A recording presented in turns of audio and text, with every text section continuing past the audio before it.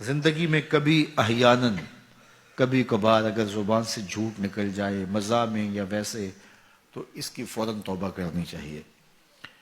جب کوئی شخص جھوٹ بولتا ہے اس کے منہ سے بدبو نکلتی ہے، اللہ کے فرشتے 1 میل دور تک چلے جاتے ہیں، رحمت کے فرشتے، اور اگر پھر بولتا ہے تو 1 میل اور چلے جاتے ہیں پیچھے۔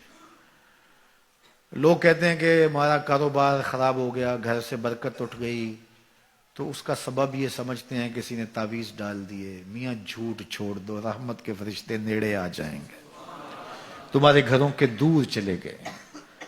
تم نے گھر میں تعویذ باندھ دیا، گھر میں ہنڈیاں بھی الٹی لٹکا دی، تم نے جو ہے وہ بتیاں بھی جلائیں گھر میں، تم نے بڑا کچھ کیا لیکن جھوٹ نہیں چھوڑا۔ تمہاری بتیاں جلانے سے، تعویذ لٹکانے سے فرشتے واپس نہیں آئیں گے۔ فرشتے واپس تب آئیں گے جب جھوٹ چھوڑو گے۔ تو جھوٹ چھوڑو، رحمت کے فرشتے نیڑے آ گئے تو رحمتیں برسنا شروع ہو جائیں۔ تو ہم بیماری اور ہے، علاج اور کر رہے ہیں۔ کچھ لوگوں کا تو کام ہی جب بھی کوئی مشکل بنی تعویذ لینے دوڑ پڑتے ہیں، اور بابا بھی کہتا ہے چنگا ہو گیا تو آ گیا ورنہ چل جانا سی تعویذ۔ چونکہ اگر وہ یہ نہ بتائے تو اس کا تو کاروبار ختم ہو گیا، وہ تو بیٹھا اسی کام کے لیے ہے۔ اس نے تو ٹاٹن جو ہے وہ رات فوٹو سٹیٹ کروا کے رکھے ہوئے، 10 اس کو دینے ہیں، 15 اس کو دینے ہیں، وہ تو کام ہی یہ کرتا ہے۔ اور وہ کہے کہ نہیں بابا تیرے گھر میں جھوٹ ہے، تیرے رزق میں ملاوٹ ہے، تو نماز نہیں پڑھتا، تو سجدہ ریز نہیں ہوتا، تیرے یہ خرابیاں، تو پھر بابے کے پاس کسی نے کیا لینے آنا؟ جب مشکل ہوگی تو مصلے پہ سر جھکائے گا، بابا تو بھوکا مر جائے گا۔ اس لیے بابا کہتا چنگا ہو گیا تم آیا ویلے سر آ گیا، نہیں تو یہ چل جانے تبھی طرح کچھ رہنا ہی نہیں تھا۔ پھر مریض بن جائے، ہر اتوار کو بابے کے در پہ حاضری دینی پڑتی ہے۔ چھوڑو بابوں کو، اللہ کی چوکھٹ پہ آ جاؤ۔ 5 گانا نماز یہ شعار زندگی بنا لو، دیکھنا گھر میں برکتیں اتریں گی۔ جھوٹ نہ بولو، فرشتے رحمت کے نیڑے آ جائیں گے۔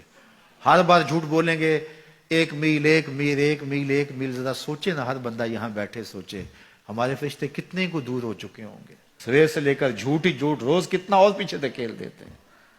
پچھلے سارے گناہوں سے توبہ کرو، کریم وہ اتنا ہے، فرشتوں کو حکم کرے گا واپس جاؤ اس کے گھر کے اوپر اپنے پر ڈال دو۔ یا اللہ اس نے تو بدبو دی اور ہم یہاں تک آئے، کہاں توبہ کر دیا، اس گھر میں خوشبوؤں کے بسیرے ہو گئے۔ تو جھوٹ سے توبہ کرو، یہ علامت ہے نفاق کی۔